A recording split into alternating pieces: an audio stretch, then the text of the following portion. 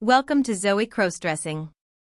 If you'd told me 30 days ago that a simple invite to a girls' night would unravel everything I thought I knew about myself, I would have laughed it off. Back then, I was just Ryan. 23. IT analyst. The human equivalent of background noise. I only became visible when someone's laptop froze or the Wi-Fi gave up. Otherwise, I blended into the walls of my life, quiet apartment, muted routines, gray city skyline outside my window. Safe. Predictable. Empty. Most evenings blurred together.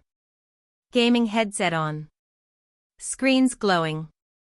Jokes in group chats. Half-written code on my monitor while my mind wandered somewhere far more dangerous. Because hidden behind an old console in my closet was a small, overstuffed bag. Inside it lived the version of me no one knew existed. It hadn't started dramatically. Just curiosity. A glance that lingered too long. Watching women move through the world in colors and fabrics that seemed to radiate confidence. Freedom. Expression. I told myself it was fascination. But fascination doesn't make your pulse race when you run soft fabric between your fingers. Fascination doesn't make you stare into a mirror and wish the reflection looked lighter. Softer. More alive. I didn't even have a name for that version of me. She only appeared in quiet moments, when the door was locked, when the blinds were drawn, when shame and excitement tangled together in my chest.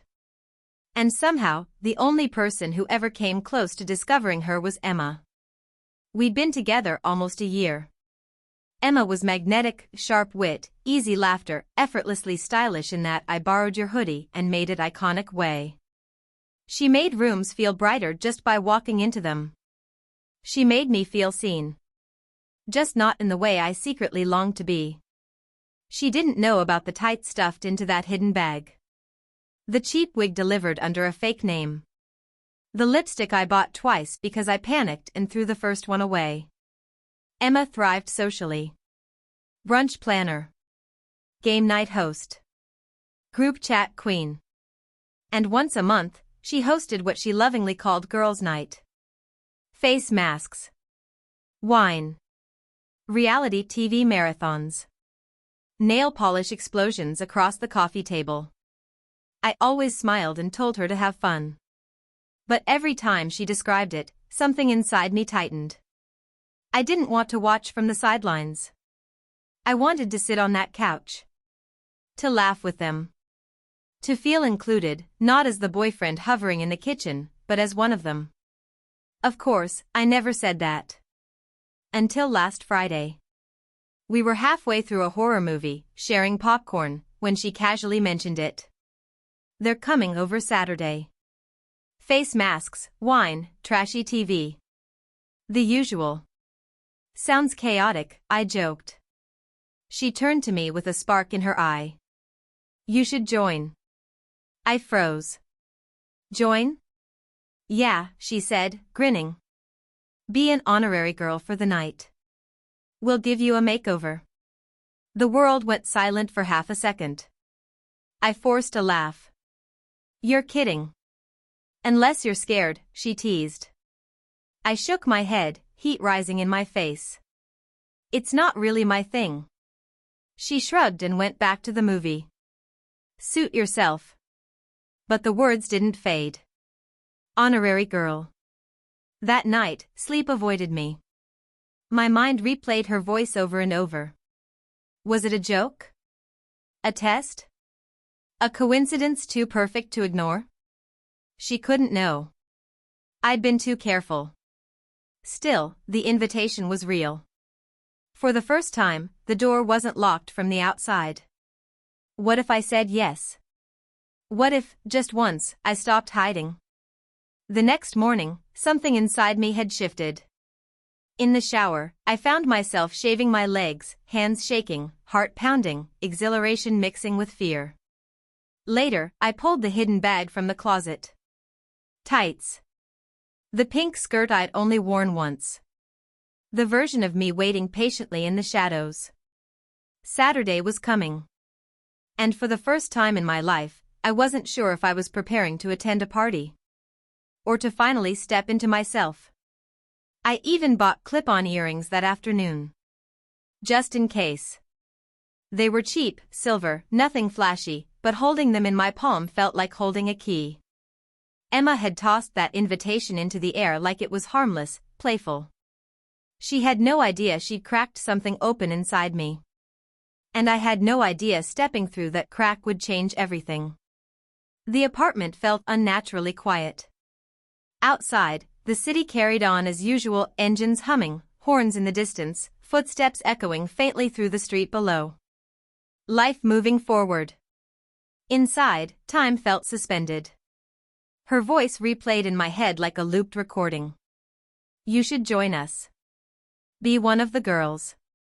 I think you'd look cute. Cute. That word hadn't faded. It had lodged itself under my skin. All morning I argued with myself. I'll back out. I'll laugh it off. I'll say I misunderstood. It was just a joke. By noon, I was standing in front of the closet. Not the neat side with pressed shirts and neutral hoodies, the lower drawer. The one I never opened when anyone else was home. The one that held the version of me I pretended didn't exist. My hand hovered over the handle. Don't. This is risky. What if she finds out? But another voice rose up, steadier. She invited you. The drawer slid open with a quiet scrape. Inside lay my hidden world. A soft blush sweater folded with care. A navy skirt that swayed even when still. Tights rolled neatly, waiting. Delicate pieces I'd purchased under a fake name, hard hammering the entire time. And the small makeup pouch tucked into the corner, the one I only ever opened after midnight. I stared at everything like it might disappear if I blinked. This was reckless. But it also felt honest. I pulled my shirt over my head, then stepped out of my jeans. The air in the room felt cooler against bare skin. I paused, listening. Silence. Emma wouldn't be back for hours. I sat on the edge of the bed and carefully slid the tights up my legs. The fabric hugged me gently, smoothing, reshaping. Each slow adjustment sent a spark through me. It wasn't just the sensation, it was the meaning behind it. Layer by layer, I was shedding something heavier. The skirt zipped into place with a soft sound. It settled at my waist and flared slightly, altering my outline in the mirror. The sweater followed, brushing against my arms, warm and faintly scented with lavender. When I finally stood and faced the full-length mirror, I hesitated. There she was. Not perfect. Not complete. My shoulders still broader than I wished. My jawline sharper than I liked. No wig yet. No makeup. But she was there. Not as a costume. Not as a joke. As a possibility. A quiet, steady presence emerging from behind years of silence. For the first time, I didn't feel like I was disappearing. I felt like I was coming into focus. She was beautiful. And absolutely terrified. I lifted my hand and pressed my fingertips lightly against the mirror, half expecting the reflection to flinch. She trembled only because I did. Because my breathing wasn't steady. Because my heart was beating so hard it felt visible beneath the sweater. I didn't know her name. But she knew mine. I moved toward Emma's vanity like I was stepping onto sacred ground. My pulse thudded in my ears as I knelt and unzipped the small makeup pouch. Foundation. Mascara. A warm nude lipstick worn slightly at the tip. It felt unreal, like I was borrowing someone else's existence. No. Not borrowing. Reclaiming. I pinned my hair back the way I'd practiced in secret, smoothing it flat with shaking hands. I picked up the sponge and dabbed foundation onto my skin, careful, restrained. I'd watched Emma enough times to understand the rhythm of it. Light touches. Blend downward. Don't cake it on. Concealer. Powder. Each motion slow. Deliberate. Reverent. Mascara came next. I steadied my hand and brushed the wand upward. My lashes darkened, framing my eyes differently, rounder, softer. My breath hitched when I blinked at myself. Then the lipstick. I twisted the tube, hesitated, and drew the color across my lips in one careful stroke. The softness of it made my stomach tighten. When I looked up again, she was closer. Not perfect. Not flawless. But closer. From beneath the bed, I retrieved the wig box. The synthetic strands were a little too glossy, the brown slightly artificial, but when I fitted it onto my head and brushed it over my shoulders, something clicked into place. I adjusted the part. Secured it with bobby pins. Took a step back. Ryan wasn't in the mirror anymore. My throat tightened. Tears burned unexpectedly behind my eyes. I didn't have words for her yet, didn't know how to explain her existence, but she had been waiting. Quietly. Patiently. And now she was here. I sat on the edge of the bed, skirt brushing my thighs, hands folded carefully in my lap like I might break something if I moved too suddenly. The silence in the apartment had shifted. It no longer felt peaceful. It felt charged. Fragile.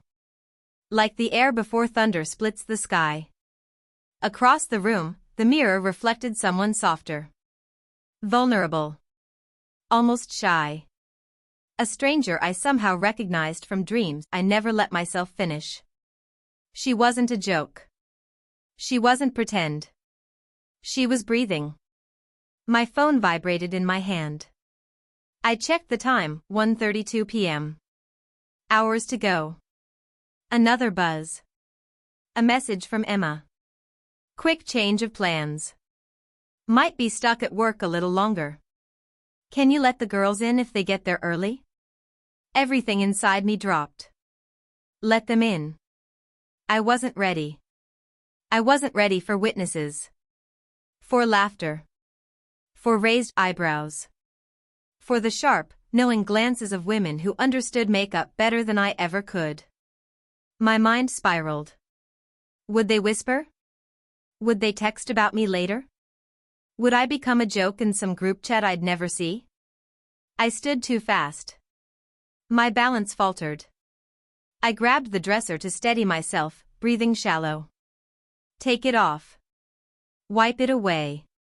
Hide her before the doorbell rings. But when I looked up, she was staring back at me with something close to pleading in her eyes. Don't erase me. I walked slowly into the bathroom and stood beneath the harsh vanity lights. The brightness exposed every imperfection, the slightly uneven foundation, the wig's unnatural shine. And yet, under that unforgiving light, she still looked real. Scared. Alive. And for the first time in my life, I didn't know if I was more afraid of being seen. Or of disappearing again. I practiced a smile in the mirror. She smiled back. Maybe the world wouldn't understand her. Maybe Emma's friends wouldn't. But I did. I understood the fear in her eyes. The hope. The fragile bravery. Maybe that was enough. Then. Knock. Knock. The sound cracked through the apartment like lightning. My body locked up. Every muscle tightened at once. That wasn't imagination. That wasn't fantasy. That was real. I moved toward the living room slowly, heels ticking softly against the hardwood. Each step sounded louder than it should have. I stopped just short of the door, my pulse roaring in my ears. Through the peephole, I saw Lena. Blonde. Effortless. One hip cocked slightly as she scrolled her phone. A bottle of rose dangling from her fingers like an accessory. She knocked again. I could pretend I wasn't home. But then she'd text Emma. Emma would call. And eventually the truth would surface anyway. There was no hiding anymore. My fingers trembled as I unlocked the door. I opened it. Lena looked up. Her eyes widened slightly, just for a second. I braced myself for laughter. For confusion. For the sharp sting of humiliation. Instead, one eyebrow arched slowly. Well. Ryan, she said, her lips curving. Is that you? My throat tightened. I nodded faintly. She took me in, the wig, the skirt, the lipstick. The nervous posture. Then she smirked. Okay, she said casually. I'm not mad at this. I blinked. Emma said you might join, she added, stepping past me into the apartment. She did not mention you were committing to the bit. I swallowed. I didn't want to surprise anyone. Oh, I'm surprised, she said, kicking off her heels by the door. But like, pleasantly. She gave me another once-over and pointed lightly at my face. That lip color? Dangerous. In a good way. Relief flooded my knees so fast I had to grab the edge of the table. You're not weirded out? I asked quietly. Lena rolled her eyes. Please. I've lived in LA. This doesn't even crack the top 10. She tossed the wine onto the counter. Besides, anyone brave enough to open the door dressed like that? Respect. Respect. The word wrapped around me like armor. She dropped onto the couch and grabbed the remote. Now come sit. And tell me what foundation that is, because that glow did not happen by accident.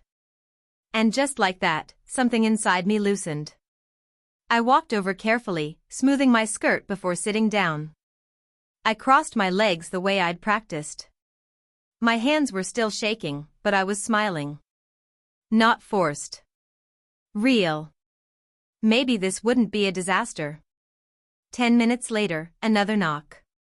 High-pitched laughter filtered through the hallway. Lena. Open up. We brought wine and those cake-scented masks. My heart launched back into my throat. Before panic could root me to the couch, Lena stood up with a mischievous grin. Oh, this is going to be good. She shot me a wink and headed for the door. I sat frozen. The wig suddenly felt heavier. My posture stiff. My legs tucked neatly beneath me like I was afraid to take up too much space. The door swung open. Gasps. Oh my God. Wait. Is that? Footsteps shuffled inside. Lena closed the door with dramatic flair and walked back toward the living room like a host revealing a surprise contestant. Ladies, she announced smoothly, gesturing toward me, tonight's special guest. I looked up slowly. 3 pairs of eyes stared back at me, shocked, curious, wide. The room held its breath. And so did I.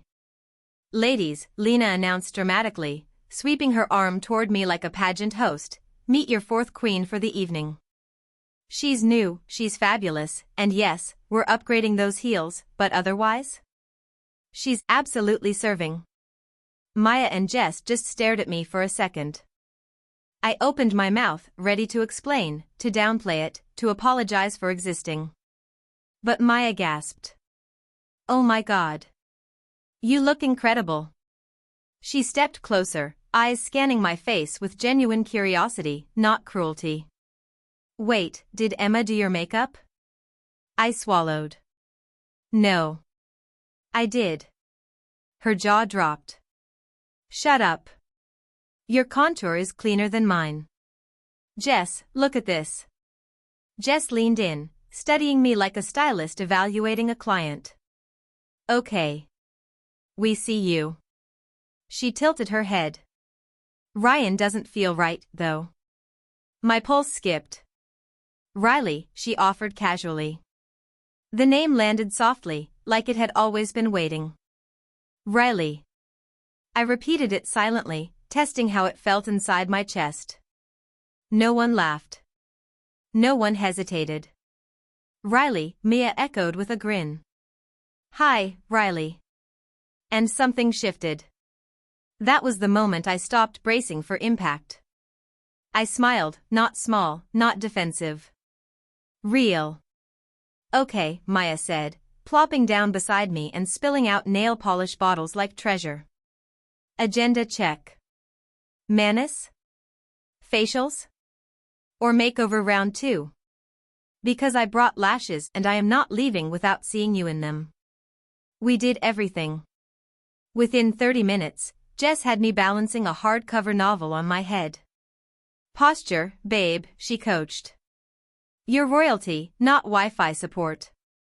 Maya carefully curled the ends of my wig with a travel iron, muttering about volume and shape, while Lena poured wine into mismatched glasses like we were filming the pilot episode of some glamorous, chaotic TV show. The apartment transformed. It buzzed. Laughter bounced off the walls. Compliments flew freely. Someone put on music. Someone else insisted on dramatic runway walks down the hallway. And I wasn't surviving it. I was thriving in it. No one was tolerating me. They were hyping me. Every "you look amazing" felt like sunlight hitting parts of me that had lived in shadow. Every playful correction, chin up, shoulders back, softer steps, felt like permission. By the time we were taking photos in front of the window, city lights glowing behind us, I had one hand on my hip, head tilted just right, smiling like confidence belonged to me. Because in that moment, it did. But beneath the glittering joy, something uneasy stirred. Emma. She still wasn't home. And she had no idea. The clock crept toward 7:45 p.m. The sky outside shifted from pale gold to deep indigo. The apartment lights softened into a warm glow. The music lowered. The laughter settled into comfortable chatter. And my eyes kept drifting to the door. For hours, I'd been floating, buoyed by acceptance, carried by wine and validation and the dizzying freedom of being called Riley without irony. But reality was walking up those stairs any minute now. Emma hadn't seen this. Not the fully committed version. Not the skirt that once felt like contraband tucked away in a drawer. Not the lashes. The curled hair.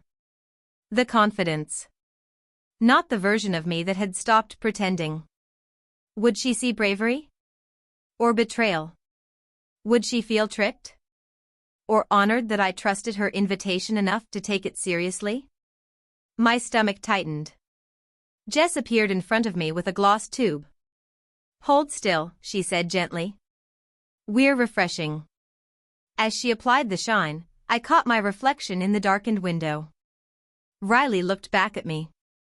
Not scared. Just waiting. Waiting for the final door to open. And this time, I knew. If Emma didn't recognize her, I wasn't sure I could put her away again. Riley, Jess teased gently, finishing the swipe of gloss, your shine was fading. I smiled at the sound of it. Riley. It didn't feel borrowed anymore. It felt chosen. Gifted without cruelty. Accepted without hesitation. And just as the gloss caught the light, the door handle rattled. Every sound in the apartment died instantly. Lena's eyebrows lifted. Showtime. The door opened. Emma stepped inside, juggling her purse and a canvas tote clinking with bottles. Sorry I'm late. Work was. She stopped. Her eyes found me. The room froze in suspended breath.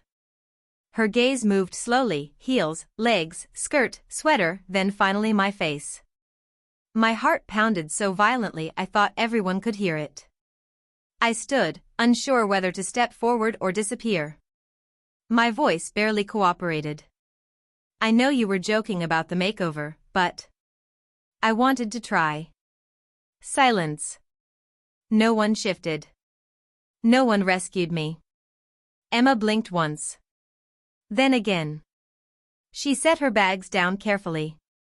And for one long, terrifying second, I prepared for the look, the one that says you've crossed into unfamiliar territory. The one that builds distance in a heartbeat. But it never came. Instead, she smiled. Not amused. Not confused. Soft. Warm. Like the first sunlight after a storm. I wasn't joking, she said quietly. I blinked. You weren't? She stepped closer. I hoped you'd say yes. The words hit deeper than any compliment earlier that night. I've seen the way you look at my clothes, she continued gently. How your fingers linger on fabric. The way your eyes light up when I talk about makeup. My throat tightened. You noticed? I notice everything about you. She reached up and tucked a loose strand of the wig behind my ear with a tenderness that nearly unraveled me. I figured maybe you were waiting for permission. So I tried to give you a moment. Tears blurred my vision. You don't think it's weird? Emma's expression softened even more. I think it's brave, she said. And I think you're beautiful. Then she said it. You're beautiful, Riley. The name on her lips felt different. Anchored. Real. My knees nearly gave out. I stepped forward and wrapped my arms around her. She held me tightly, like nothing about this frightened her. And in that embrace, something settled. I hadn't crossed a line. I'd crossed into myself. The evening shifted after that. Softer. Warmer. Emma sat beside me on the couch, fingers intertwined with mine while the girls buzzed around us, tipsy, glowing, loud in the best way. Maya braided Jess's hair. Lena queued up a ridiculous romantic comedy. Wine glasses clinked. Someone reapplied highlighter just because. The apartment felt sealed off from the world, a small, golden universe where I wasn't pretending. I wasn't hiding. I wasn't waiting. I was Riley. Not for a joke. Not for a dare. Not just for tonight. Real. I still can't believe how good you look, Emma whispered near my ear, her fingers tracing lightly along my thigh. Heat rushed to my cheeks. You really mean it? I asked softly. This doesn't scare you? She tilted her head and looked at me in that steady, searching way only someone who truly sees you can. I think it's the most honest you've ever looked, she said. I don't know what it means yet. And that's okay. But I've never seen you smile like this. Something inside my chest loosened. Not fear. Freedom. Like a door I'd stared at for years had finally swung open, and I'd stepped through it. And then. Knock. Knock. Knock. Sharp. Heavy. Not playful. Not familiar. Lena froze mid-click with the remote. Jess and Maya exchanged wide-eyed glances.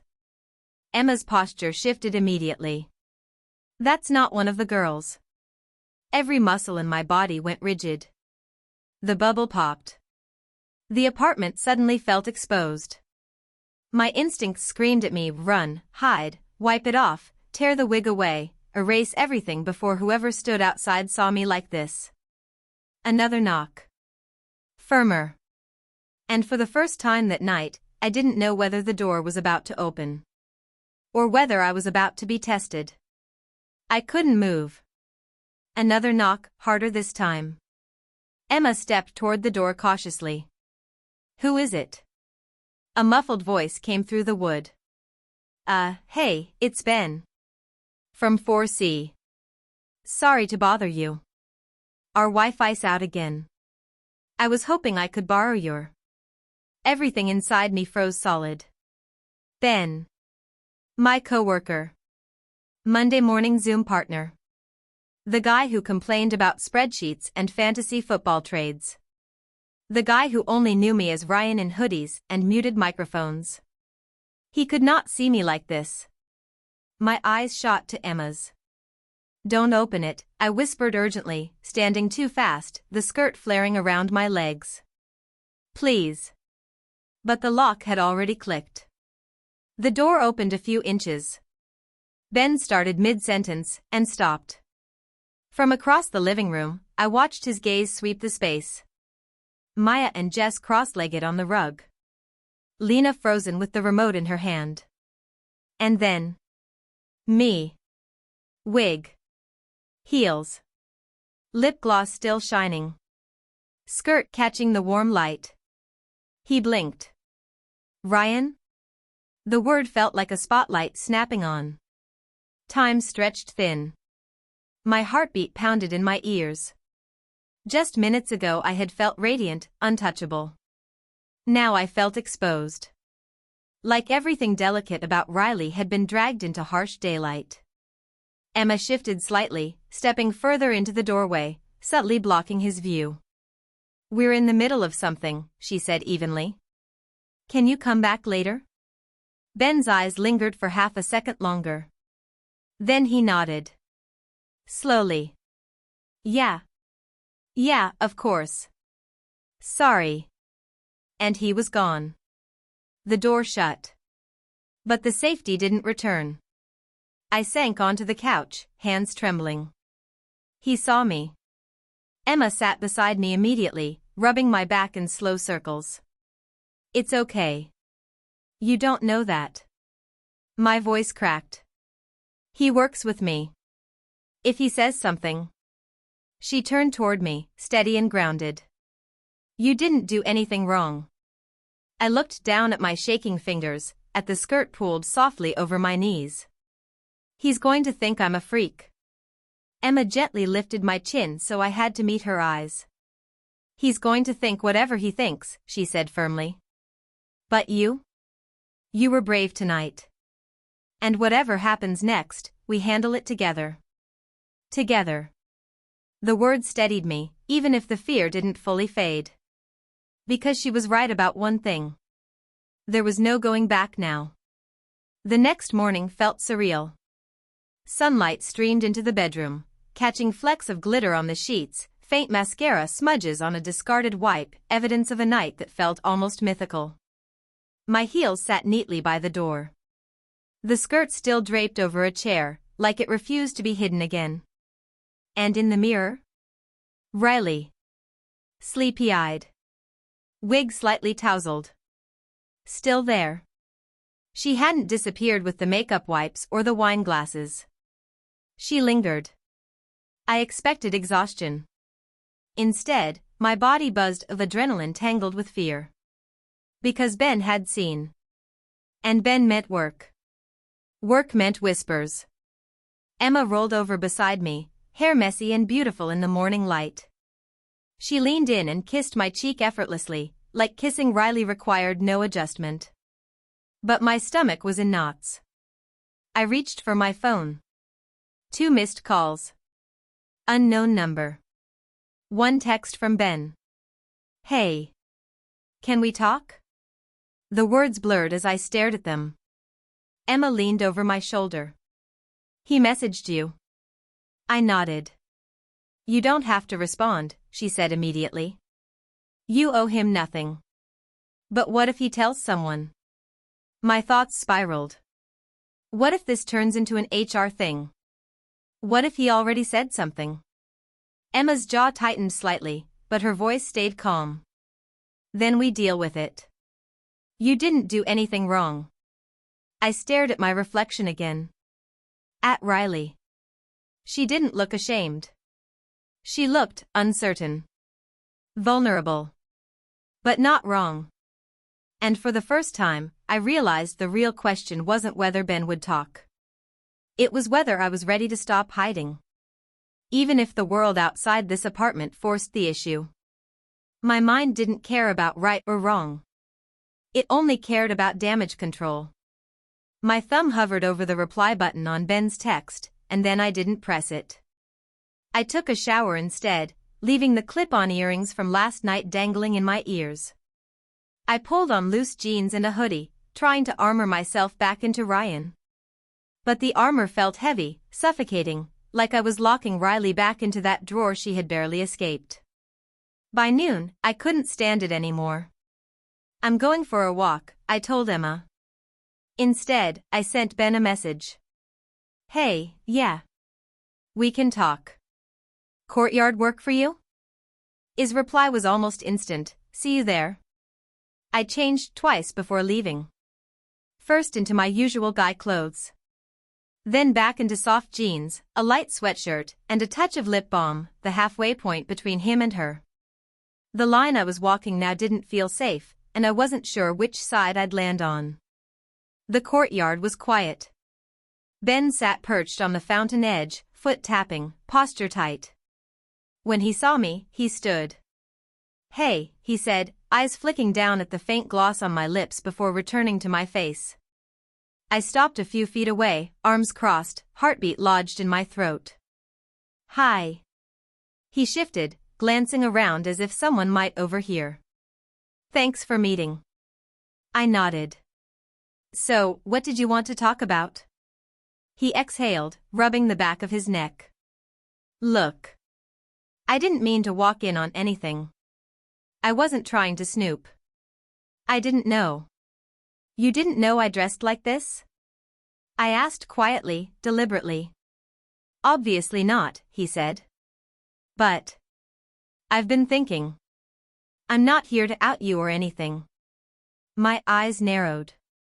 "Then why the message?" "Because I had to say something," he admitted, leaning slightly closer. "You were braver than I've ever seen anyone be." I blinked. "What?" He laughed, nervous and awkward. "You looked happy last night. I've never seen you like that at work. And, honestly? You pulled it off. I don't understand everything, but I respect it. And I'm not going to tell anyone." I studied him. Honest. Slightly uncomfortable. But sincere. "Really, you're not weirded out?" Ben shrugged. "Maybe a little at first. But then I realized, we all wear masks. Some just happen to be more visible than others." Something heavy inside me cracked. I hadn't expected support, not from him. "Thanks," I whispered, unsure what else to say. He smiled, giving me a small nod. "If anyone says anything, I'll shut it down. I've got your back." I realized then that he had seen Riley in full, the wig, the skirt, the makeup, and still chosen kindness. As I turned to leave, he called out, "Hey, is Riley your name?" I hesitated, then looked back, a small smile tugging at my lips. "Yeah. It is." Back in the apartment, my heart still raced. Emma was perched on the couch, laptop open, tea steaming beside her. She looked up the moment the door clicked shut. "Well?" she asked. I nodded slowly. "He's not going to tell anyone." Relief washed across her face. "Good, right?" I nodded again. And yet, something inside me trembled. He saw me. Really saw me. And he wasn't cruel. It wasn't a game anymore. Emma stood and wrapped her arms around my waist. "It never was a game, Riley." I rested my head against her shoulder. "I'm scared." She held me tighter. "I know. But you don't have to be, not alone." We stood in silence. Just the hum of the fridge, the ticking of the wall clock. Then she whispered, "Come with me." She led me to the bedroom. The clothes from last night were still draped over the chair. The makeup bag sat half-zipped, lipstick slightly uncapped. "You said something last night," Emma said, picking up the tube, "that you didn't know what to call her.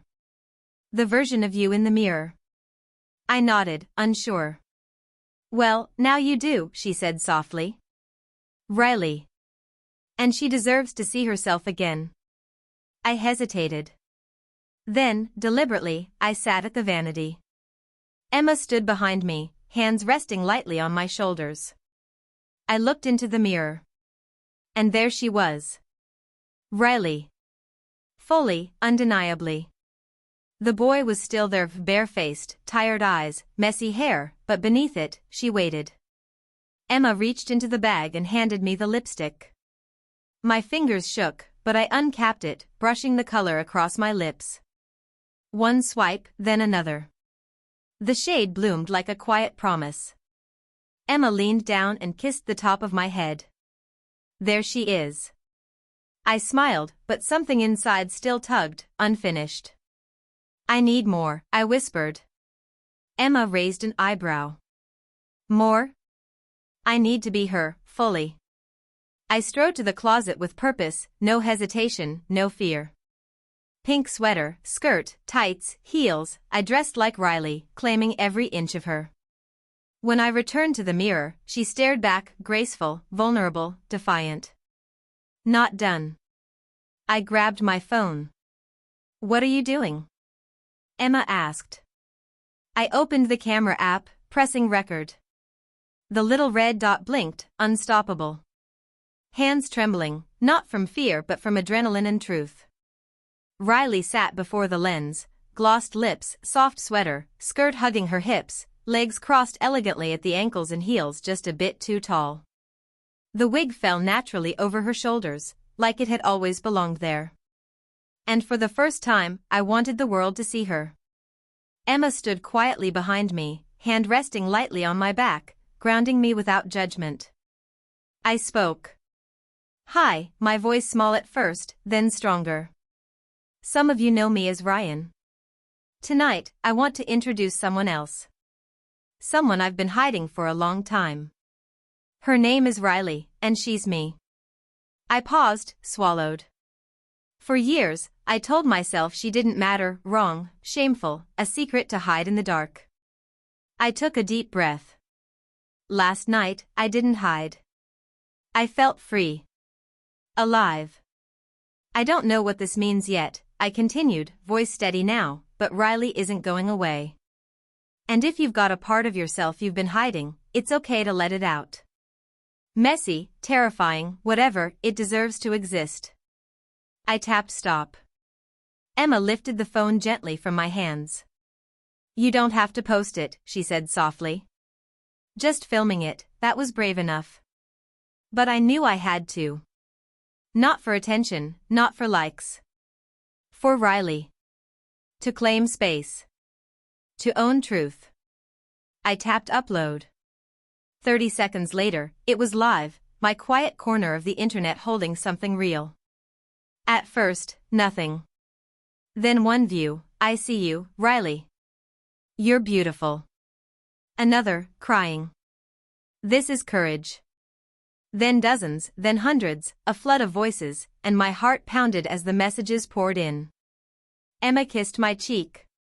You did it. 2 days later, the video had been seen over 18,000 times. My inbox overflowed, supportive messages, curious strangers, coworkers, even distant family. I wish I'd known sooner. Not all were kind. Some cruel. Some confused. I left the phone face down, feeling the weight of it all. Emma stayed close, never smothering, just present. A shield. By the third night, I stood barefoot on the cold living room floor, nightshirt and leggings, staring out at the quiet street. I should have felt peaceful. Instead, my heart thudded. The wig lay brushed and ready on the table. I hadn't touched it since the video. Part of me worried Riley, the brave, confident Riley, was gone, alive only on camera, not here, not now. I moved to the mirror above the couch.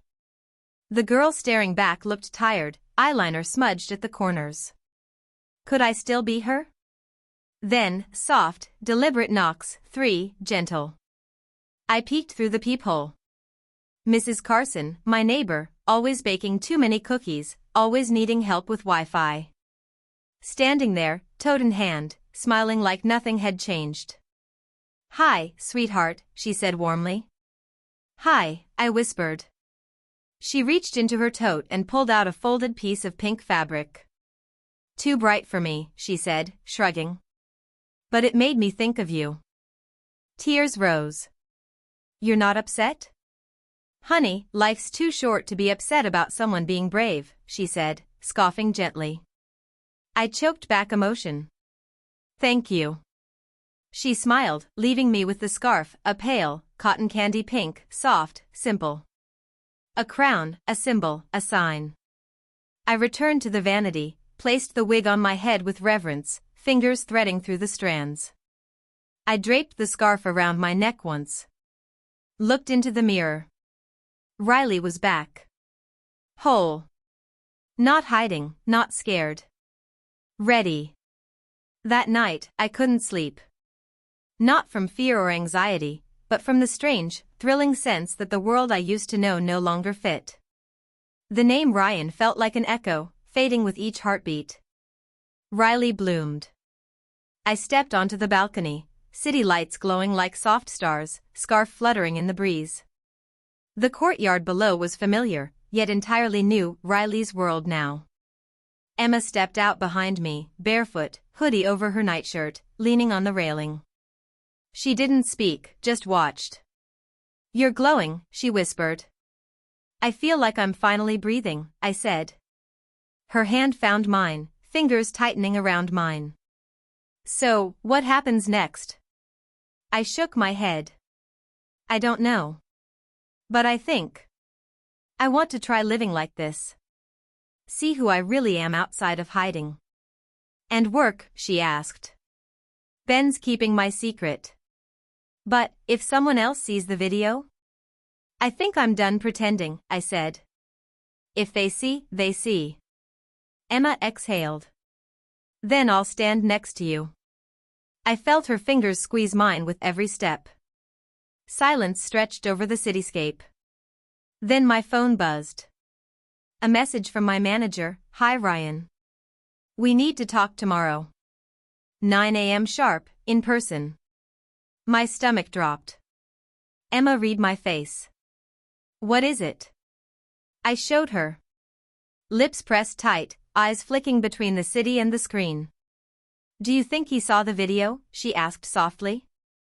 "Maybe," I said. The wind tugged at my scarf. Emma brushed a lock of hair behind my ear. "No matter what happens tomorrow," she said, "you were real tonight. That matters." I kissed her softly, then looked back at the message. 9 a.m. could mean anything: warning, confrontation, curiosity. But whatever it was, I knew one thing: I would walk in as Riley.